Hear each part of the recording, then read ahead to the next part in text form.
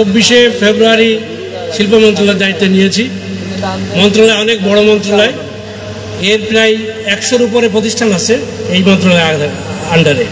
সেই কারণে আমরা চেষ্টা করছি যে সারা বাংলাদেশের বিভিন্ন জায়গায় যেগুলো প্রতিষ্ঠান আছে সেগুলো সরেজমিনে দেখা যায় কিনা, এবং সেটি করি আমি সবসময় ছুটির মধ্যে। শুক্র শনি আসলে বাসায় থাকা হয় না, বাংলাদেশের বিভিন্ন জায়গায় যাওয়া হয়, এইগুলো দেখছি সরেজমিনে যাতে দেখতে পারি সমস্যাটা কোথায় আছে, সেগুলো চিহ্নিত করতে পারি।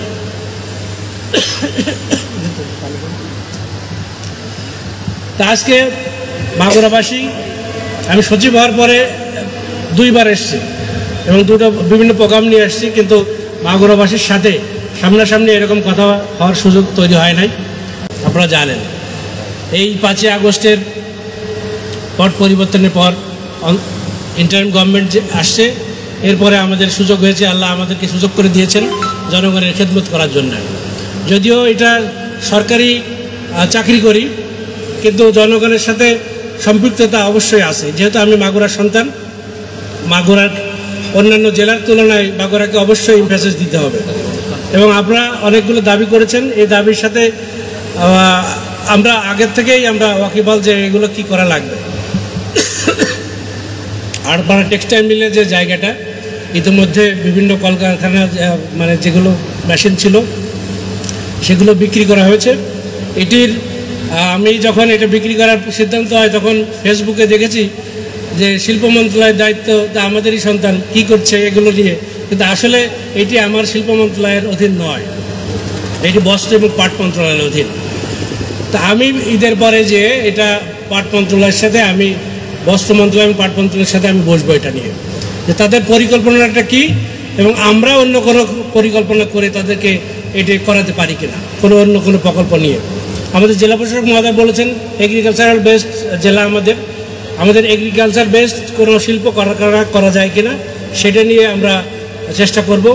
আমাদের একটা মাস্টার প্ল্যান তৈরির আমরা চেষ্টা করছি সারা মাগুরা জেলার, এবং সেক্ষেত্রে আপনাদের অবদান থাকবে। আপনারা যদি আপনাদের মাথা থেকে যদি কোনো কিছু আসে যে এইটা করা যেতে পারে, রাস্তাঘাট সহ আমাদের যে সমস্ত সমস্যাগুলো আছে সেগুলো চিহ্নিত করে আমরা কিভাবে করব, কত বছর করব, এবং আমরা চেষ্টা করছি নাগরিক সমাজের পক্ষ থেকে যারা বিভিন্ন পর্যায়ে আছে যে এই মাস্টার প্ল্যান করার পরে আমরা সবাইকে জানাবো যে এই মাস্টার প্ল্যান, এবং এই পরবর্তী যারা নির্বাচিত সরকার আসবে, যিনি এমপি হন না কেন, তাদের দিয়ে আমরা এই কাজটা করাবো।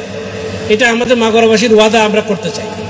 কারণ হচ্ছে যে যখনই কোনো এমপি আসেন, আমরা দেখেছি বিগত 15 বছর সহ মাজদুল হক সাহেবের সময় যে উল্লেখযোগ্য কাজ হয়েছে, তারপরে 15 বছর ধরে চলে গেছে, আমাদের 2জন এমপি ছিলেন, কিন্তু উল্লেখ করার মতো আসলে কিছু সেরকম আমরা পাইনি। আমাদের রেলওয়ের একটা প্রকল্প চালু আছে। আমি গতকাল নড়াইল গেলাম, তো নড়াইল অবস্থানগত কারণে পদ্মা সেতুর উপর দিয়ে যে রেলটা যাচ্ছে সেটি তারা আসলে সেই সুবিধাটা পেয়েছে, এবং এখন তারা সকালে 7টার সময় উঠলেও ঢাকায় অফিস করে অথবা অন্যান্য কাজ করে তারা আবার ফিরে আসতে পারে, এই সুবিধা তারা পাচ্ছে।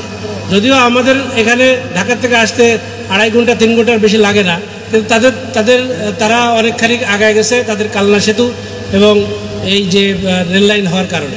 তা আমাদের রেল লাইন, আমাদের ঝিনাইদহ যারা আছে তারা আমাদের কাছে আবেদন করেছিল, আমরা মানে মৌখিকভাবে, পরবর্তীতে আমি রেল সচিব মহোদয়ের কাছে পাঠিয়েছিলাম যে ঝিনাইদহরা চাই যে মাগুরা থেকে ঝিনাইদহ হয়ে যশোর যেহেতু লাইন আছে ওইটার সাথে মিলাই দেয়, তো সেটা আশা করি যে সেটাও হয়ে যাবে। আমরা চাচ্ছি নেটওয়ার্ক যেমন উন্নত করার পাশাপাশি বিভিন্ন জায়গায় যখন যায় তখন কিন্তু বিভিন্ন দাবি দেওয়া নিয়ে লিখিত আমাদের কাছে দেয় যে এগুলো করেন জেলার পক্ষ থেকে, কিন্তু আমাদের মাগুরাবাসীর পক্ষ থেকে এটা আমি পাইনি। সেটার জন্য আমি দুঃখিত না, কারণ আমি নিজেই মাগুরাবাসী। আমার জানা উচিত বা জানা দরকার যে কোথায় কোথায় কী করলে ভালো হয়। তারপরও আপনাদেরকে আমি দায়িত্ব দিব যে আমরা ইন্ডাস্ট্রির ক্ষেত্রে আমরা কি করতে পারি, কোথায় কোথায় করলে ভালো হয়, সেক্ষেত্রে যদি আপনারা কোনো রূপরেখা দেন সেক্ষেত্রে আমরা সেটা বাস্তবায়ন করার চেষ্টা করব।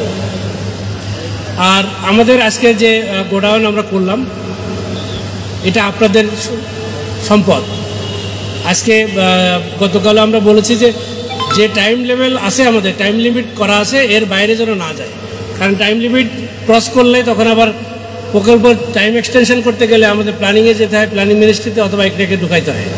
এই জন্যে এই প্রধান উপদেষ্টা মহোদয়ের সভাপতিত্বে এগুলো মিটিং হয়।